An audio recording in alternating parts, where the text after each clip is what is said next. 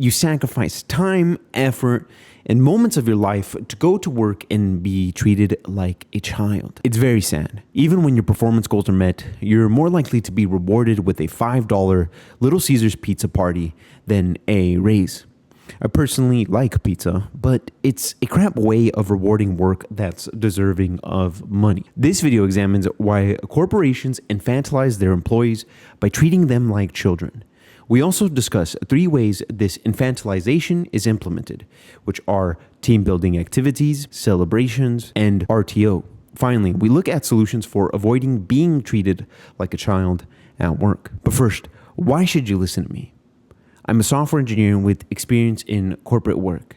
I've been an in-office employee, I've worked remotely, I've been hired many times, and I've been laid off a few times. I've had great successes and many failures along my journey. I'm behind this camera not because I'm cooler than you, but because I want to feed my family and find those who connect with this message. If all that sounds good to you, keep watching. Have you ever said no to an in-office celebration or team building activity just to be looked at like you're an alien from another planet? Regarding attendance, the office lords always say, it's not mandatory, but it's encouraged. Or it's not mandatory, but it's suggested. But we all know what they mean. If you don't attend, we'll judge you and question your loyalty to the company. Okay, so what happens if you do attend this culture building extravaganza? Aside from wasting your valuable time, you'll be treated to forced smiles, corporate butt sniffing, and HR mumbo jumbo. Caution, during the activity, you may also question your existence, be patronized, or wonder why nobody is working. Let's go team. Although cringeworthy and easy to mock, employee infantilization has a dark underbelly. At its core, it reflects a lack of trust and respect for you as a professional. For example, if employers respect and trust you to be a professional and communicate with others to complete your work, you don't need team building activities. Genuine cooperation is built when you and your team depend on each other under the fire of actual work. But instead of trusting you to do this organically, corpos substitute what's real and valuable, doing the work, for a joyful activity for kindergartners, like building a tower out of marshmallows and dried spaghetti. Have you ever been promoted to a higher position with no pay increase? It's weird. In situations like this, you take more responsibility on your shoulders while getting paid the same. You knew it was probably a crap trade-off. However, you convince yourself to take the work because you'll be given the title of manager. Either way, you may not realize you're getting milked or juiced for your talent and value. You may think more pay is coming, but even when your company performs well, your paycheck is the same as when you started. A worker states the following in an anecdote. I once worked for a huge company in the UK, 100,000 employees.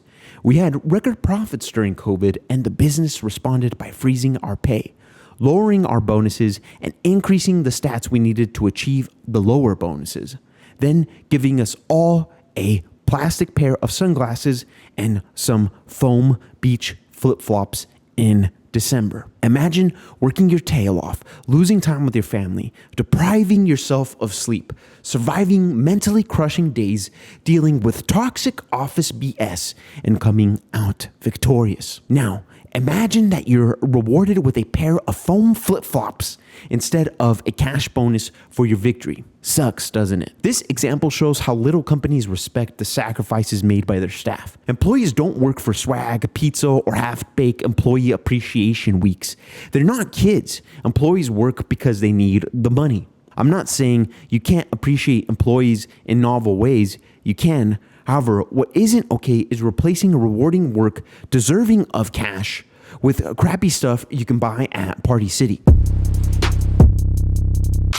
Do you remember when remote work was a thing? Companies have told employees that returning to the office is essential because in-office work increases productivity and improves company culture.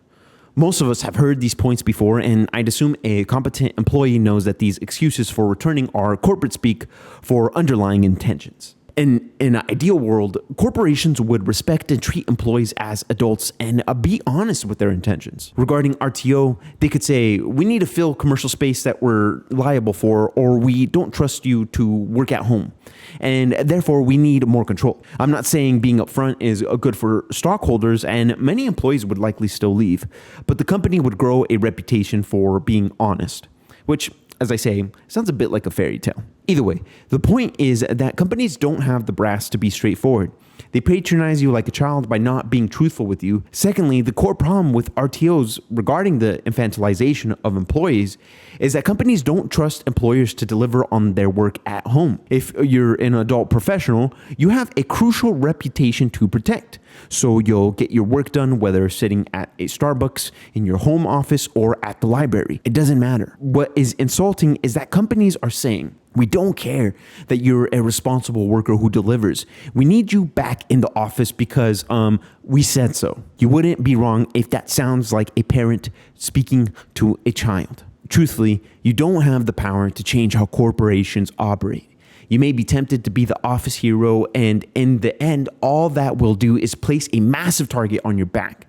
If you have been wronged at the office, in our case, say you've been excessively patronized, look around you. Who amongst your coworkers would risk their stability and 2-week paycheck to stick it to the man with you? I'm saying that fighting the corporation is a waste of time. Moreover, the common advice in situations like this is to look for another job. I agree with this advice, but it's obvious enough that I feel it's almost a cheap out for your time watching this video. Also, I can't reasonably give you specific advice because I don't know you. What I can do, however, is ask you to think deeply about why you subject yourself to corporate work in general. Is it because you need the money? Is it because you enjoy it? Is it because you're trying to climb the corporate ladder? If you don't like it, why do you keep subjecting yourself to the pain? Is it because you don't have another option and the job market is crap? Is it because you don't know how to run a business? Is it the fear of the unknown? By thinking critically about why you work in corporate, you can more clearly map a solution for your problem. For some, this means branching out and finally starting your own business. For others, it means taking another job or changing your field. The last remaining ingredient is to take action. And don't stop until your situation has improved. Even a baby step in the right direction is enough to get the ball rolling. Nothing changes until you change. Nothing improves until you decide to improve. The last thing I'll add here is that if you're 25 and up, as a man, you know your young bull window of energy, time, and tenacity is drawing to a close. If you don't act now, then when? If you don't act now, will you look back at your present with regrets or pride? Do you want to be a middle manager in your 40s or 50s? Please don't listen to this and abruptly quit your job tomorrow. That's not what I'm saying. Please be methodical in your thought process and decision making. As Don Corleone says, women and children can be careless, but not men. If you'd like help deciphering the job market and you're in tech, grab your free tech industry job report below. The first report analyzes the impact of AI in tech and how through this change, you can position your career to get paid more and find more satisfactory work. To access the report, go ahead and click the link below, sign up, and download the report at zero cost to you. Otherwise, are you wondering how long it will take you to get another job? If so, please watch this video here to understand what the job market is like and plan your strategy accordingly. Thank you so much for watching, and I'll catch you next time. Peace.